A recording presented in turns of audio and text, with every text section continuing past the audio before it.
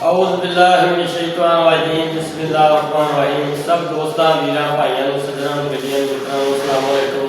दोस्तों, आगाज़ खिदमतगार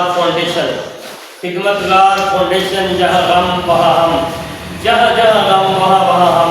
इंशाअल्लाह राशन का आगाज़ होया है तो राशन अल्लाह की रज़ा वास्ते तकसीम होता पाया और दे रहे हैं।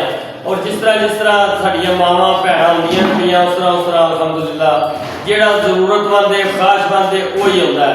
यह साढ़े को कमाल ही आए हैं, इन्हों के दुख शरीक होंगे, इन्हों पूछने किस तरह आए हैं कि किन्ने भेजा तो कहते आस आए। अस्सलाम वालेकुम माँ जी, इन्होंने जरा मूँह अगे रखा जी तब थोड़ी बात आए। हाँ जी माँ जी, किस तरह आए हो? अजी पता रात ही लैके आए हैं। कादी आस लैके आए हो? दसो।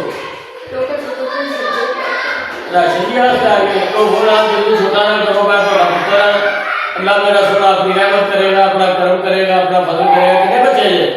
बच्चे सारे पता लगा बच्चे वे ने लैदा तुसी कल्ले हो, बच्चे पूछदे कोई नहीं पूछदे। लो जी, मां वडेरी हो गई है, बच्चे धियां पुत्र ब्याह छड्डे ने, कोई पुछदा नहीं तो वडेरी मां कित्थे जावे? वडेरी मां दा इंशाअल्लाह असीं आसरा ते असीं सहारा वां। असीं कोशिश करांगे कि हर महीने सहारा बणीए मां दा। जे साडे वीर साडे भाई रलदे रहणगे असीं इंज दे घरां दी इंशाअल्लाह कोशिश करके खिदमत करांगे। ते मां जी करदे की होंदे? मैं चला जा या व्हाट्सएप को उत्थे की करदे हो? दलिया होंदे नलियां वटदे सूतर वटदे नहीं जी। ये व्हाट्सएप ने इत्थे या व्हाट्सएप ने दलिया का कारखाना उन्होंने कारखाने सूतर वटदे ने ते औलाद ब्याह छड्डी है सारी ते मां नूं पुछदा कोई नहीं ते अपना खावत है जे बहुत हो गया 10-11 साल हो गए खावत बहुत हो गया ते मां बेचारी रुल गई है।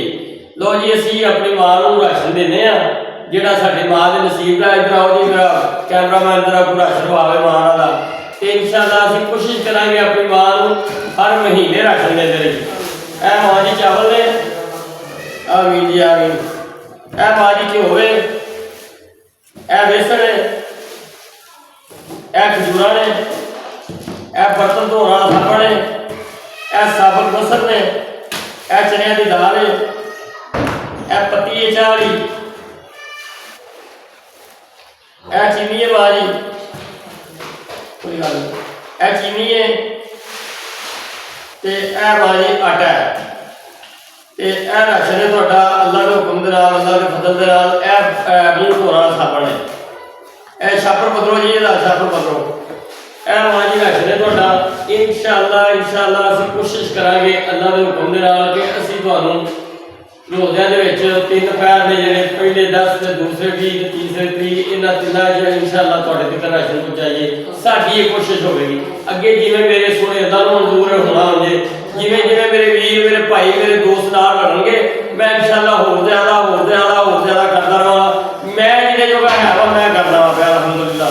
ते दोस्तों अगे वीरां अगे भाइयों अगे दरखास्त और गुजारिश करना वा कि यार ये सब जेडे मेरे भाई दोस्त साहब सीयत ने ना वो जरा कुछ ना कोई थोड़ा कर लगे तो इंशाअल्लाह बहुत घरां दी खिदमत और मदद हो जाएगी।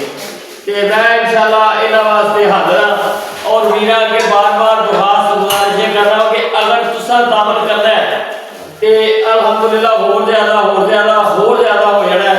ਜਿਹੜੇ मुस्तहिक और हकदार लोग ने उन्होंने तक पहुँच रहे हैं और उन्होंने तक पहुँचांगे। यह मां जी देख लो ਤੁਹਾਡੇ सामने ने कि इन्हों की आल औलाद है तो लेकिन पूछने वाला कोई नहीं। तो असीं इंशाअल्लाह इन्हों का सहारा बनांगे ਤੁਹਾਡੇ तावन के सिर से, ਤੁਹਾਡੀ हिम्मत के सिर से, ਤੁਹਾਡੇ प्यार के सिर से। मैं गुजारिश करना दोस्तों और उम्मीद भी करना कि मेरे वीर मेरे भाई ध्यान करेंगे जिस तरह मेरे भाई अमरीका ने ध्यान किया। सारे वीर थोड़ा करन ते अलहमदुलिल्लाह मुस्तहिक और हकदार जो लोग ने उन्होंने तक इंशाअल्लाह असीं अपने पढ़ांगे अपने रहांगे। ये मैं वीरां को इजाजत चाहना वा। पाकिस्तान जिंदाबाद।